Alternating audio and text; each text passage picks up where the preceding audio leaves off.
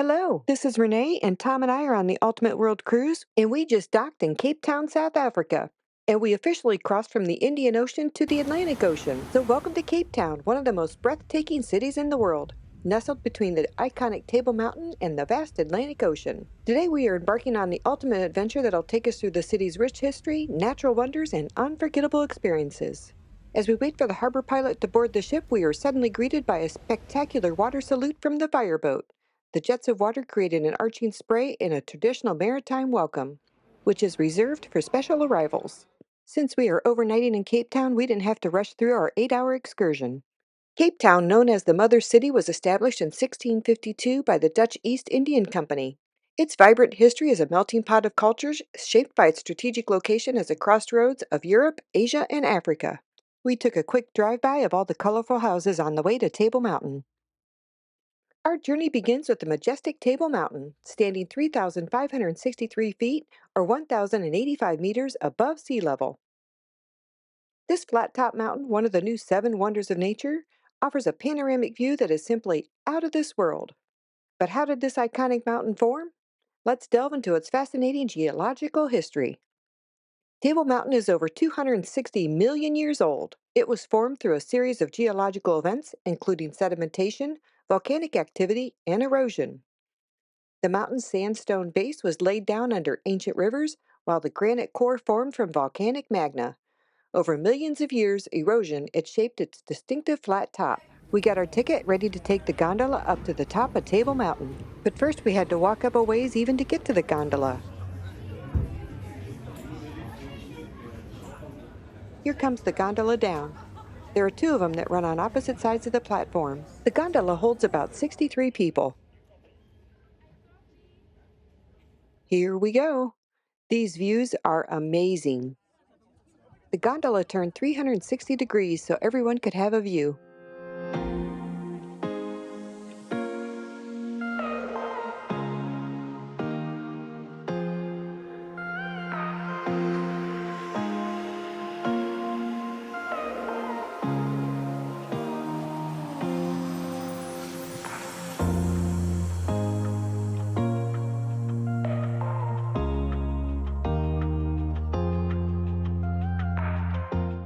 Welcome to the top, ladies and gentlemen.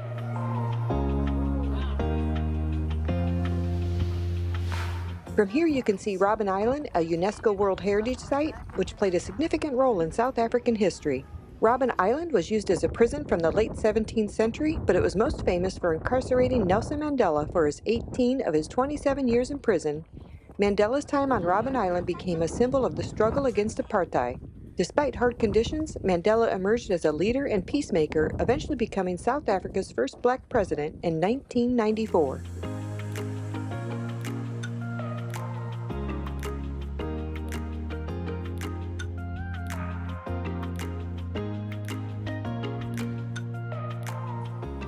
After taking in these breathtaking views, we go back down the gondola.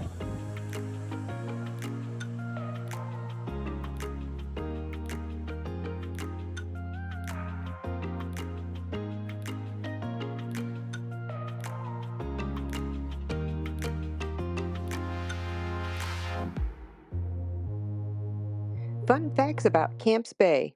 Before the arrival of the Dutch in 1652, the area of Camps Bay was covered in thick forest and populated by various wildlife, including antelope, leopards, and lions. So the British will come back in 1806, where some will go to Table Bay by sea, some by road, and it's gonna be a big war. Some Dutch squadrons were there in position. Finally, the British will win the war. The British will rule the Cape from 1806 up until 1944. Comes elections. In 1944, the Dutch will win elections to the British. Remember, the British have ruled for almost 150 years. Today, all these road infrastructures, all these railway systems, all these industries were built by the British. In the late 19th century, Camps Bay became a popular social destination for the wealthy. So, ladies and gentlemen, when the road was closed to public, these 2 tunnels were also built. These tunnels were constructed to address the challenges posed by washouts from the mountains.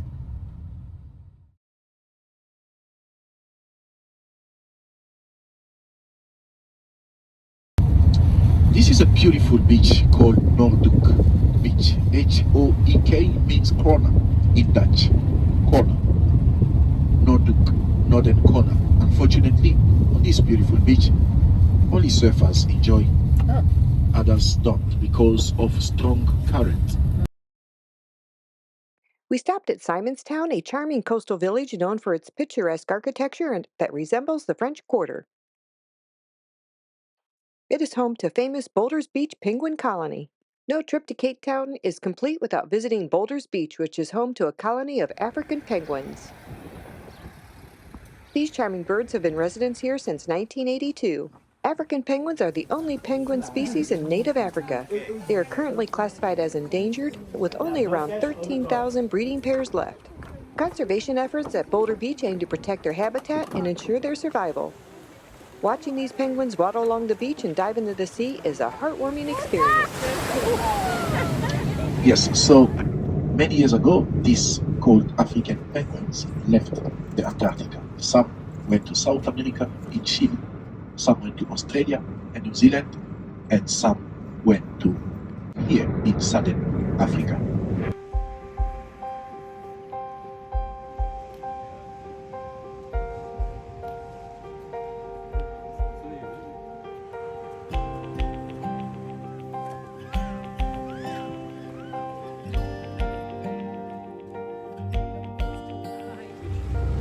And finally, we're headed to the Cape of Good Hope, the southwesternmost point of the African continent.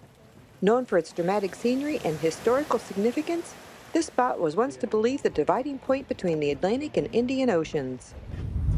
Yes, so we are entering the Cape of Good Hope Nature Reserve, ladies and gentlemen, which falls under Table Mountain National Park. This vegetation needs fire to grow. Yes, we have more than 7,500 plant species of this thin bush. After our scenic tour, we arrived at Cape Point Lighthouse. It was time to take a 3-minute ride up the hill. Cape Point Lighthouse, located in the southwestern tip of Africa, is an icon beacon with rich history. Built in 1859, the original lighthouse sits atop Cape Point Peak, but was often shrouded in mist, making it ineffective. A newer, more powerful lighthouse was constructed closer to the sea in 1919. This lighthouse stands as the most powerful in the southern hemisphere with a range of 63 miles or 101 kilometers. From the top, the view was awe-inspiring. The rugged cliffs, the endless ocean, and the sense of standing on the edge of the world makes this a must-visit destination.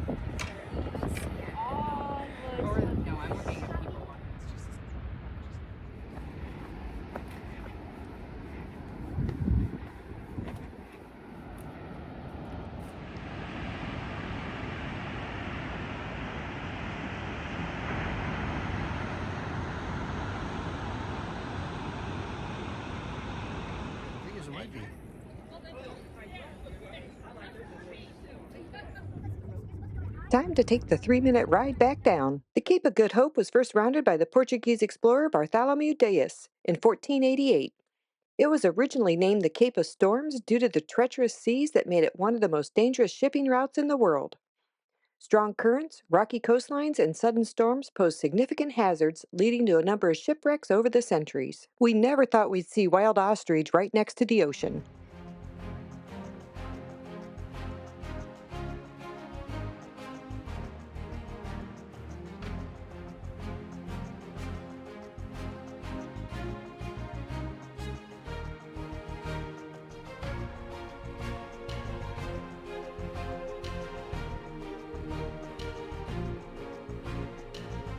We made it to the Cape of Good Hope, the most southern-western point in the African continent. The Cape of Good Hope is more than just a historical landmark, it's a rich ecosystem and crucial part of South Africa's biodiversity. Despite its dangerous reputation, the Cape of Good Hope remains a beacon of natural beauty and historical significance, drawing visitors from around the globe to experience its rugged charm and ecological richness. See the seals on the rocks?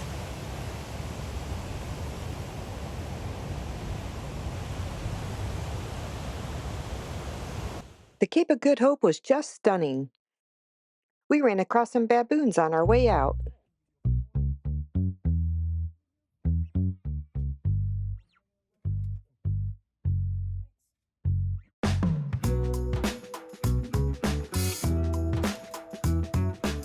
As we left the Cape of Good Hope, we were racing to catch the sunset.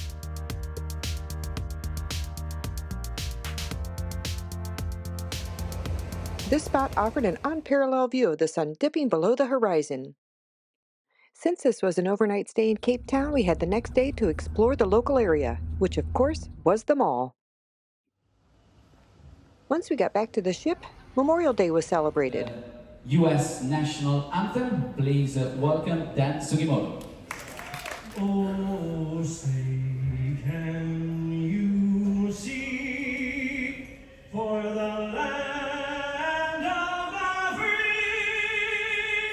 and the home of the brave? The poem is titled The Final Salute. The honor guard stands sentinel and stiff-backed. Their tears silently fall, for their brotherhood was forged in combat.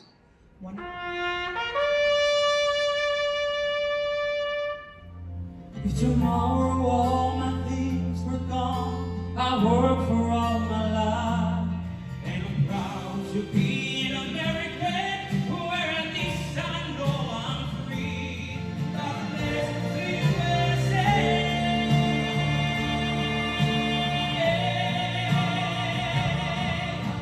And I'm gladly stand up next to you and defend her still today. And in the Windjammer for dinner, they made a cake and had a table with an empty chair for the fallen soldiers.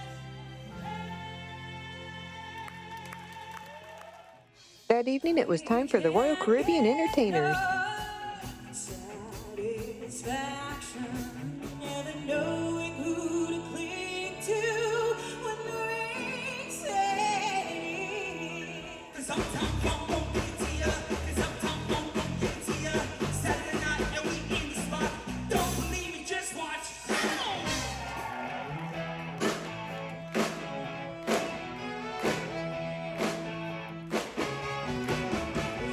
Real tough cookie with a long history. I drove all night to get to you.